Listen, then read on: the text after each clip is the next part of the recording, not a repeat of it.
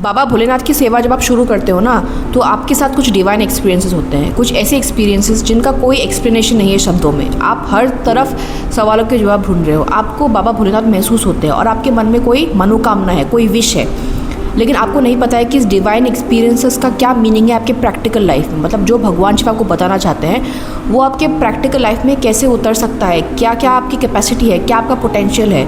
तो वो सारी बातें इस वीडियो में हम समझने की कोशिश करेंगे कि जब भगवान शिव आपको फील करवाते हैं, कुछ महसूस करवाते हैं, कुछ डिवाइन एक्सपीरियंसेस आपके जीवन में हो रहे हैं और आपको आसपास कोई सवालों के जवाब नहीं मिल रहे हैं, आपके मन में बहुत सारे सवाल हैं, तो उस वक्त आपको क्या करना चाहिए, आपको अपनी भक्ति कैसे आगे बढ़ानी चाहिए, आपको भगवान शिव से अपने सवाल कैसे पूछने चाहिए। तो इस वीडियो में हम डिवाइन एक्सपीरियंसेस के बारे में बात करेंगे और हम लोग ये भी डिस्कस करेंगे कि उस वक्त अगर आपको कोई कन्फ्यूजन है, कोई ऐसी चीज़ फील हो रही है कि अरे ये तो नेगेटिव है, नेगेटिव के उसमें भी हम डिस्कस करेंगे कि हमें उस वक्त क्या करना चाहिए।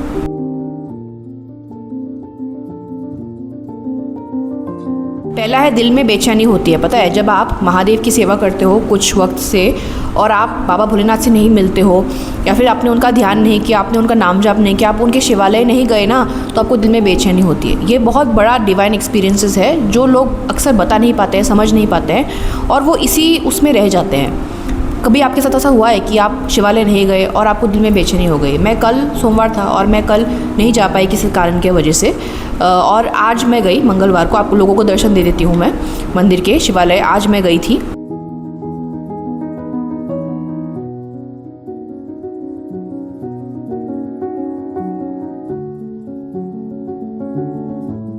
और मुझे इतनी बेचैनी हो रही है सुबह से, पता है कि मैं नहीं गई, मुझे बेचैनी हो रही है, मुझे लग रहा है कि मैं क्यों नहीं गई। और आपके दिल में भी ये बेचैनी हो रही होगी और आपको कुछ समझ में नहीं आ रहा है, क्योंकि आपके आसपास बहुत लोग हैं जो आपको बहुत कुछ बता सकते हैं, लेकिन क्यों आपका दिल बेचैन है महादेव के लिए? क्यों आपका दिल मन करता है कि महादेव के पास जाते रहे, महादेव को देखते रहे, महादेव की सेवा करते रहे? क्योंकि उनकी एनर्जी ऐसी है। ये एक डिवाइन एक्सपीरियंस है आपके जीवन में, ये एक अलौकिक एक्सपीरियंस है, लेकिन इसको सही रास्ता दिखाना बहुत ज़रूरी है। क्योंकि जैसे कि लोग कहते हैं कि महादेव हर जगह होते हैं, हर जगह वो आपको मिल जाएंगे, लेकिन हम ध्यान क्यों करते हैं, हम नाम जाप क्यों करते हैं, हम शिवालय क्यों जाते हैं? क्योंकि किसी किसी पॉइंट्स में एनर्जी बहुत ज़्यादा होती है, किसी किसी जगह पे हमें एनर्जी की ज़रूरत होती है।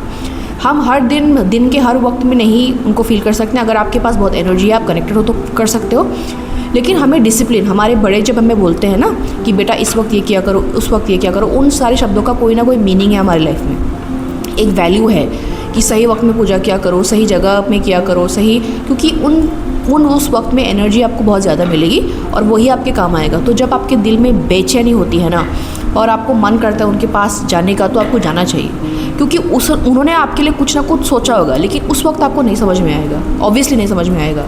आपको जाते रहना है, आपको उनकी सेवा करते रहना है, ओवर टाइम आपको समझ में आएगा।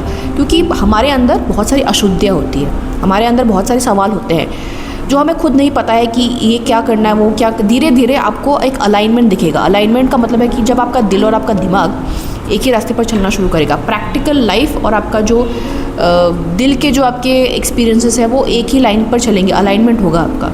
जब आप उनसे कनेक्टेड रहोगे तो जो आपकी दिल की बेचैनी है ना, वो ऐसे नहीं होती है, वो एक कारण की वजह से होती है, क्योंकि वो आपको बुला रहे हैं सेवा करने के लिए और आपको जाना चाहिए, आपको मिस नहीं करना चाहिए। जितना हो सके आप घर में करो, शिवालय में करो, जहाँ भी करो, आपको करते रहना चाहिए।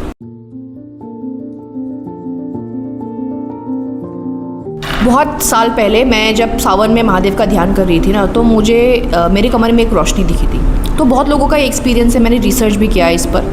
बहुत लोगों को एक रोशनी महसूस होती है महादेव के, जो मेडिटेशन करते हैं, जो ध्यान करते हैं शिव का। और ये जो रोशनी मैंने महसूस की थी, ये सावन के महीने में महसूस की थी। और बहुत लोगों को मैंने बताया है कि सावन के महीने में आपको उनका ध्यान करना चाहिए, चाहे पूरा साल ना करो, लेकिन सावन के महीने में आप कोशिश करो कि उनका ध्यान करते रहो। तो ये जो रोशनी आपको कभी कभी दिखती है ना, बहुत लोगों को ये दिखा है, महसूस हुआ है। जब वो आँखें बंद करते हैं, वो बोलते हैं कि उनको महादेव महसूस होते हैं। जिन लोगों का ये सवाल है कि उनको जब आँखें बंद करते हैं, महादेव को याद करते हैं, तो एक रोशनी उनको दिखाई देती है, तो वो आपको बताने की कोशिश कर रहे हैं कि आप उनके जो प्रैक्टिस कर रहे हो इस वक्त, उसको करते रहिए। क्योंकि जब हमारे अंदर स्पिरिचुअल एनर्जी होगी, तभी हम उनके बातों को समझ पाएंगे। जितनी स्पिरिचुअल एनर्जी आपके अंदर आएगी, आप उनको उतने ही आसानी से समझ पाओगे।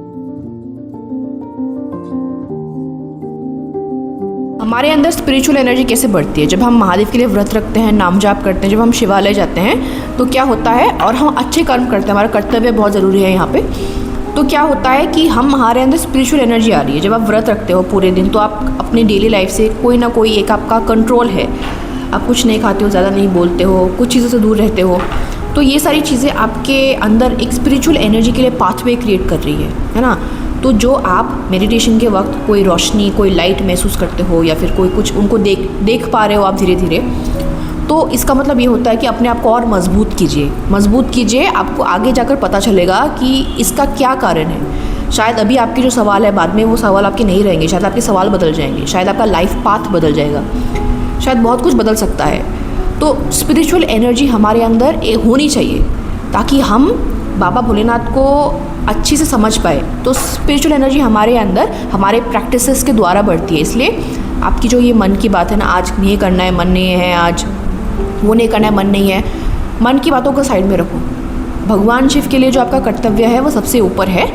ये सारी चीज़ें आपका मन आपको हमेशा परेशान करेगा। अगर आपके जीवन में कुछ ऐसा हो गया है जिसकी वजह से आप नहीं जा पा रहे हो, कोई ऐसी चीज़ हादसा हो गया, कोई बहुत बड़ी चीज़ हो गई, तो वो अलग बात है। लेकिन ऐसे मन नहीं कर रहा है, वो नहीं कर रहा है, ये सारी चीज़ें आपकी स्पिरिचुअल प्रैक्टिस को ना डिस्टर्ब करेगी, क्योंकि आप कहीं ना कहीं आगे बढ़ रहे हो, बट आपको अभी पता नहीं चलेगा, लेकिन आपको धीरे धीरे पता चलेगा। तो आपके प्रैक्टिस से, डिसिप्लिन से, आपके रोज़ जो डेली हैबिट जो आप भगवान शिव की तरफ जो आपका समय देते हो, वो आपके अंदर स्पिरिचुअल एनर्जी को धीरे धीरे मजबूत कर रहा है।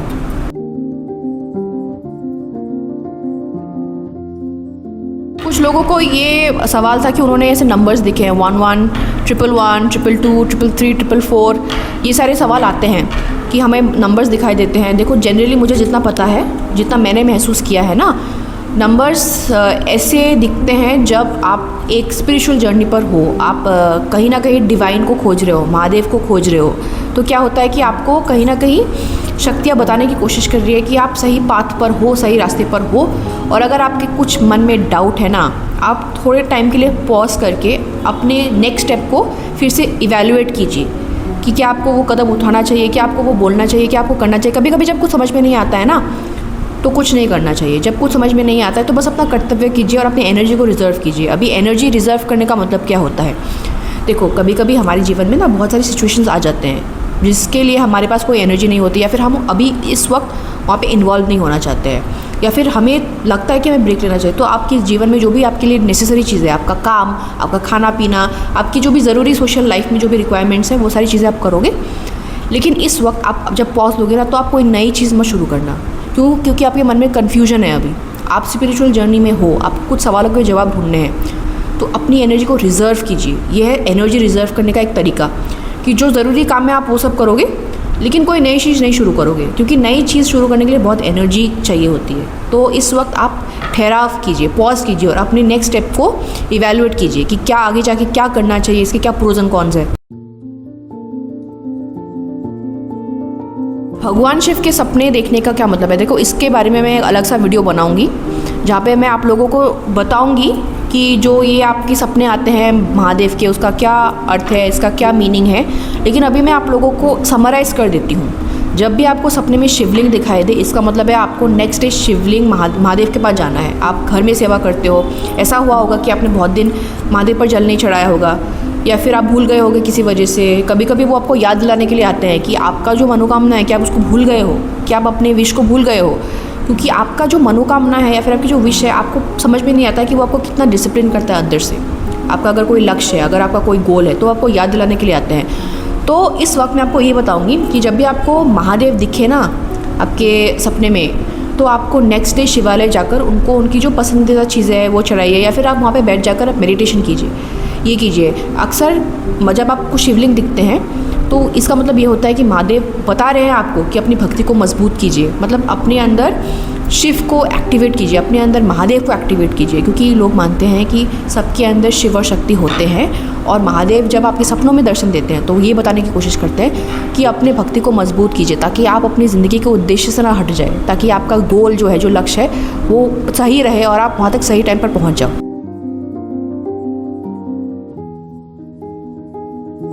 महादेव का जो डिवाइन एक्सपीरियंस मतलब है, या फिर जो चीज़ें हम बता नहीं पाते, एक बहुत बड़ा ऐसा चीज़ है कि जो आपके मन में है ना, वो कोई और आपको बता देंगे, उसका सोल्यूशन आपको दे देंगे। ये बहुत अजीब सा आपको लगेगा कि ये तो आपने किसी को नहीं बताया था, लेकिन अचानक किसी ने आपको उसी सवाल का जवाब दे दिया। ये बहुत बार आपके साथ होगा और आपको लगेगा कि ये कैसे हो रहा है, क्योंकि ये ऐसी शक्तियाँ ऐसे काम करती है। जो आपके मन में है, जो ज़रूरी सवाल है, उसके जवाब आपको मिल जाएंगे। कभी कभी ऐसा भी हो सकता है कुछ सवालों के जवाब के लिए आपको बहुत टाइम वेट करना पड़े, क्योंकि महादेव बहुत परीक्षा लेते हैं। ये आपको बता देना चाहती हूँ, बहुत परीक्षा लेते हैं वो, और हर दिन परीक्षा लेंगे। आपको लगेगा कि अरे मैंने तो वो फेस कर लिया, आपका एक परीक्षा ख़त्म नहीं हुआ दूसरा शुरू हो जाएगा। तो ऐसी चीज़ें होती रहेगी और आपको ऐसा मतलब अपने आप को अंदर से मजबूत करना है। जब आपको लगे कि आपके मन में कोई बात है और किसी ने आपको ये बता दिया, बार बार होगा आपके साथ, बार बार होगा। आपके मन में कुछ था, किसी ने आपको वो दे दिया या फिर किसी ने आपको बता दिया, कहीं से वो पहुँच गया आपके पास और आपको लगेगा कि ये क्या है। उस वक्त आप किसी चीज़ को टेकन फॉर ग्रांटेड मत लीजिए कि हो गया काम। उस वक्त पॉइंट होता है कि और मेहनत करो और लगन दिखाओ और मेहनत करते रहो और कष्ट उठाओ। कभी आसान रास्ता मत चूज़ करना। Easy is not good, tough path is always good, tough love is good. इसका मतलब है कि कठिन रास्ते को चूज़ करो, आसान रास्ते को मत चूज़ करो, क्योंकि आसान रास्ते ज़्यादातर भगवान के नहीं होते हैं। आसान रास्ते वो होते हैं, ग्रीड के लिए होते हैं, जैसे कि मतलब वो फंसाने के लिए होते हैं। कठिन रास्ते चूज़ करो, कठिन चीज़ें चूज़ करो, जिसमें लंबा रास्ता है वो चूज़ करो। लंबे रास्ते में आपको टाइम लगेगा, ज़रूर टाइम लगेगा, कष्ट उठाओगे, लेकिन जो आपने मेहनत की है वो सिर्फ आपके लिए ही होगा, वो आपका ही होगा। तो हमेशा don't take the easy path, take the tough path.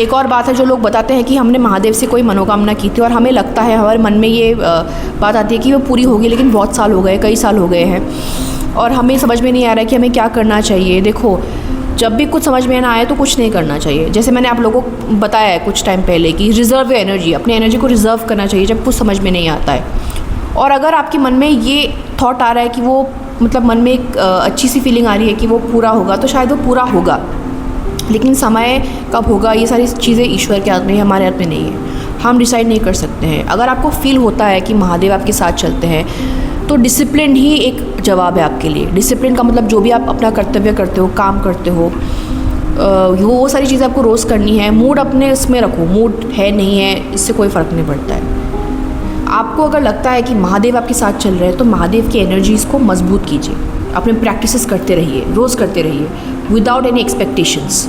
ये बहुत इंपॉर्टेंट चीज़ है, क्योंकि बहुत टाइम तक आपको शायद कुछ ना मिले, बहुत टाइम तक, लेकिन एक दिन में सब कुछ चेंज हो सकता है। एक दिन में, एक लम्हे में सब कुछ चेंज हो सकता है। तो मेहनत करो, फल की चिंता मत करो, यही मैं आपको बताऊंगी। मेहनत करो, फल की चिंता मत करो, क्योंकि महादेव सब कुछ दिखते हैं, महादेव को सब कुछ पता है, उनको आपके दिल की सारी बातों का पता है।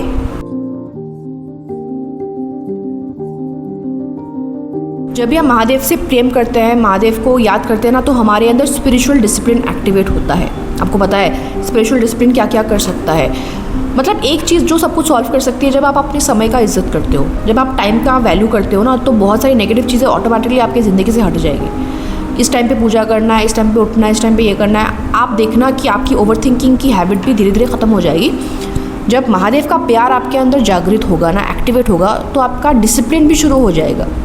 आपको लगता है कि छोटी छोटी बातें हैं, लेकिन छोटी छोटी बातें ही चेंजेस लाते हैं। जब आप अपने समय का, टाइम का वैल्यू करोगे ना, तो बुरी चीज़ें आप अपने अंदर नहीं आने दोगे। इमोशनल बाउंड्री बहुत ज़रूरी बात होती है। जैसे हम अपना दरवाज़ा बंद करते हैं रात को सोने से पहले ताकि कोई अंदर ना आ जाए, वैसे ही आपको अपना इमोशनल सिस्टम, आपका मेंटल सिस्टम, उसका भी एक दरवाज़ा होता है, बंद कर दो।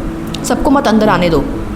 आपका अपना एक इमोशनल बाउंड्री होना चाहिए। तो कोई भी अंदर आ जाए, कोई भी कुछ भी बोलेगा, फिर आपको बुरा लगेगा। तो ये जो आप अपने टाइम का वैल्यू करोगे ना, उसी से आपका एक इमोशनल बाउंड्री सेट हो जाएगा। जो ज़रूरी लोग हैं वही आपके पास आएंगे, आपका ऑरा मजबूत होगा, आपकी एनर्जी मजबूत होगी, और डिसिप्लिन से ही आपको बहुत सारे सवालों के जवाब मिलेंगे जो सुपर नेचुरल होंगे, जो डिवाइन होंगे। जो इमोशनल बाउंड्री है, मेंटल बाउंड्री है, वो बहुत ज़रूरी है हमारे लिए, क्योंकि सबकी बात सुनना ज़रूरी नहीं है। बहुत लोग बोल देते हैं, अच्छे इंटेंशन से बोलते हैं, लेकिन उनका बोलने का तरीका सही नहीं होता है, और आप उसके बारे में चिंता करोगे। तो महादेव ये सिखाते हैं कि एक दरवाज़ा बहुत ज़रूरी है, किस वक्त में क्या करना चाहिए, किस वक्त क्या बोलना चाहिए, ये सारी चीज़ें सिखाते हैं। ये भी एक डिवाइन एक्सपीरियंस है। जो हमें बताने के लिए हमें नहीं सिखाते हैं ना, ज़्यादातर हमें समझ में नहीं आता है, क्योंकि ज़िंदगी के एक्सपीरियंस स्कूल कॉलेज ऑफिस में बदलते रहते हैं, तो हमें नहीं पता होता। तो ये बहुत ज़रूरी बात है जो आपको याद रखना है कि इमोशनल बाउंड्री जब आपके अंदर सेट होगा ना, ये भी एक डिवाइन एक्सपीरियंस है कि किस वक्त किससे कब बात करनी है, क्या करना है, ये सारी चीज़ें बहुत ज़रूरी है लॉन्ग टर्म ग्रोथ के लिए।